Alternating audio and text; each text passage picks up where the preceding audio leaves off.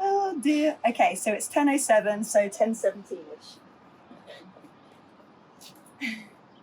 Hi Vivian. Welcome to my balcony. It's really lovely, and then it's a lovely day. It's beautiful at the moment, isn't it, in LA? It's just so nice. It's like summer is here now. Yeah, can everybody imagine we have no mask? Oh yeah, double vaccinated. Yes, done. Such a good feeling. Yeah. Like, and we went to the Rose Bowl yesterday, and everything's opening up. It's the best. It's the best. So here we are. You know the reason why we're here, so we can talk to Amy about Amy. My favorite subject. So Amy, tell us, how did it all started? You know, how did we meet? I know. I was trying to think about this because.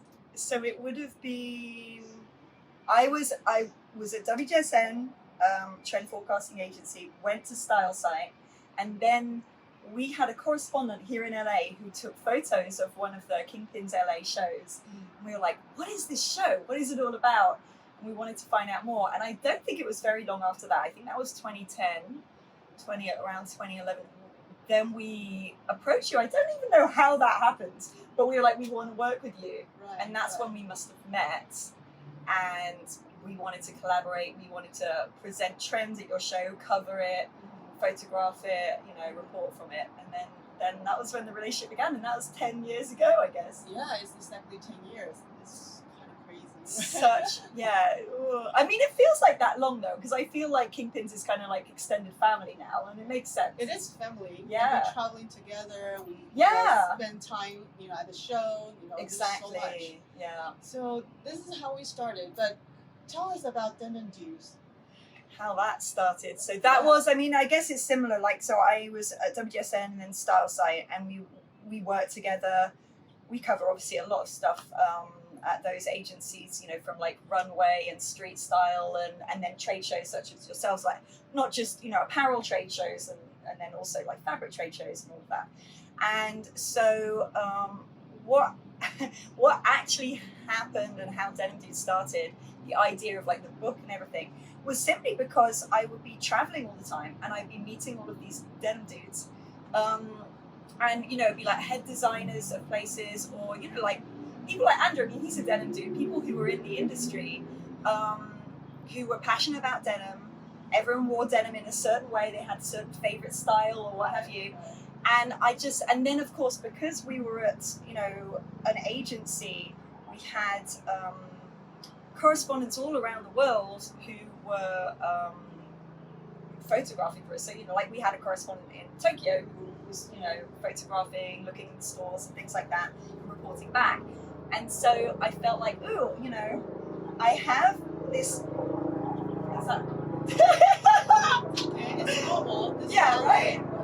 Hopefully you can see it. I'll just shout more louder. Hopefully it's not going to come over this way. So yeah, basically we had a lot of contacts around the industry. There were a lot of people I was being put in front of who were like cool, stylish, and had an interesting story, big players in the world of denim. And then, I thought about where they all lived around the world and thought, I'm sure I can find photographers in these different cities and put this book together. So I worked diligently on the book in my spare time whilst running the denim department, which I have no idea how I did that right now. I have no idea how I did it, but I did. And then the book came out in 2015 in about like March time, spring. And then later that year, I was coming here a lot, and I'd fallen in love with LA, and obviously there's a huge denim industry here, and I really wanted to move here. And so, honestly, Denim Dudes was founded out here because I wanted to move here, because I like palm trees. So basically, I think what happened was I went to a lawyer and asked, like, how would I, immigration-wise, how would I get here? And he said you could set up your own company and you employ yourself, and then so much paperwork, like this much paperwork. But that's how it started. And so then I am essentially still doing trend forecasting consultancy, same stuff that I was doing before for WGSN and Style Site, but just for Denim Dudes on a smaller scale. Right. But besides Denim Dude, you also help us to do our trend, Kingpins Show. Exactly. And that I'm trying to think when it was that Andrew and I first started talking. I was still at WGSN, and I think we were in Amsterdam. I can remember. I think it was 2014, and I remember we were walking up the sort of cobbled. What was the name? What's the name of the park? The Wester Park, right? Wester Park. So we were walking up there. I don't know what we were up to. I think maybe it was Denim Days and Kingpins, something like that. And he said, Amy, what about doing this in-house? Like, what if we were to take it in-house? And I remember at the time being like, well, right now I work for WGSN, but yeah, maybe in the future if I don't work for them. And I think that was October 2014. And by June, I had no idea it was going to happen like that, but by June 2015, I was not working with WGSN, and so that's when I can't remember when we talked about actually doing it, but I think it would have been the fall of 2015 that we were like, okay, what would this look like? How would we take it in-house and do Trend in-house? Yeah, but then, I know you've been doing the Trend for a long time, you're doing Kingpins Trend for us, but I think what I'm curious about, how do you come up with all the stories? Oh, yeah. Yes, I think I trained as a designer and then got into trend forecasting, and I feel like you're either that kind of inquisitive person or you're not, and a lot of designers actually are. A lot of designers are really great at sniffing out trends because they like inspiration. They're constantly like mostly looking at their phones now for it, like Instagram, but we're always like inquisitive, we're always looking. And what I often say to designers or anyone who asks, if you do that full time, it's and you love it and you're constantly looking and hunting for that stuff, and of course have a certain amount of denim knowledge, then it's not hard. You look at everything, you save everything, you pin everything, you like keep everything, and then your visual memory kicks in and you're like, I've seen this before, I've seen that before, and things just start like, it's like dots start to join, And then a good example, I think, is, I would say over the last 10 years, trend has changed an awful lot, and it's become less about like pop culture. I feel like, maybe even 20 years ago, it would be about pop culture. It would be about like this new band and how they're wearing their jeans and all of that stuff.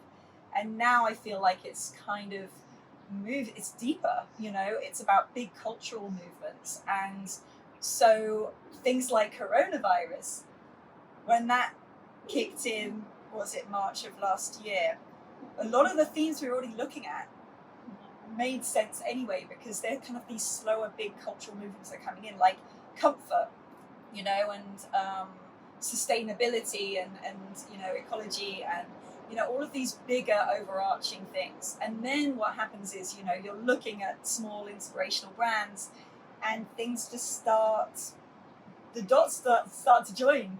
And it's funny because I often say, like, when I'm working with different people and stuff, like, we're kind of trying to figure out what is it going to be this season, and it's just like, just wait, the images will tell us, just like keep like saving those images, put them in folders, and then they will tell us where to go. And it's almost like, I don't know, sifting through all of that and finding the story. But I'm proud that, like when you finally hit all this trend, how's that feel? Oh, it's so good. Yeah, that's why I love what I do, I think, because I just love, it is like detective work. Like if you've got like a detective and there's all of these photos on a board and there's strings going between the things, that's what it feels like. Yeah, the clues, that's what it feels like. And we get so excited. I think what I love about my job as well is we're kind of like, I remember I've said this so many times, I'm like, maybe it's a certain designer and I'm like, thank you, Piamos, or whoever it is, like, thanks for designing this. This works perfectly. Now I can, put this with something else, and I can see a way through, I can see a story, and I can see a vision. And that's really exciting. And I think, the way that trends work, all creative people, they're in the world, they're experiencing the world through a creative lens. So people naturally start picking up similar things. We're reading the same articles, we're listening to this, similar music, or being inspired by similar people. Everyone's looking at the same denim mills. It all tends to like tell itself, but we just kind of connect the dots and make it all work. And then distilling like little trends or sub stories and like putting things together, like, you know, an embroidery page or what have you. And it's just so fun because you almost feel like you're creating something yourself as well, because you're taking, say, 5 images on a board and creating something that looks so exciting to you that you can't wait to show other designers, you know, and get them inspired. So I think for all of you, if you're interested in Amy's trend, you can see that on our website and then the Kingpins shop. You can definitely buy a trend from us. And what is the next thing? Because I think we have another minute. Yeah, so, well, I mean, we just finished that trend and it would be fall winter 22-23, I think. Yes. I was like, hang on, I get so confused with the seasons. But yeah, so it came out in April. And there's four themes. There's always 4 stories because we kind of like, we want to hit more heritage brands. We need to hit like the fast fashion market. We need something for everyone kind of thing. And there's always more directional, like youth, Gen Z driven story in there. And so every season, you know, there's always 4 stories. And then, I mean, it's funny because as soon as you finish a season, my Instagram saved images is full already, like of new inspiration. And it's a constant, like you're never not working, you're never not looking.